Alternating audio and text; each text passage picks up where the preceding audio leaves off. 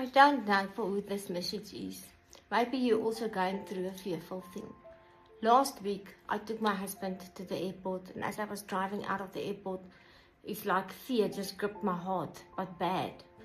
And I was pondering on a lot of things, and the next moment, when I turned my head to the left side, was a big truck, and on the door, you'll see on the picture, on the door was the Lion of Judah with a big crown on. And it's like God said, He showed me that, but I am still on the throne.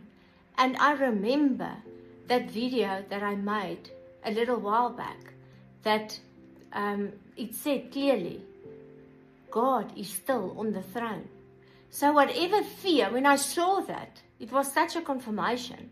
So whatever fear thing you are going through, I want to say to you today that God is still on the throne. He shows us so many signs. And when I saw that, I said, Lord, thank you that I know I can give my fears to you, because I know you're still on the throne.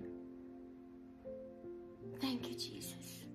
So, yeah, that was just on my heart that I needed to share with you.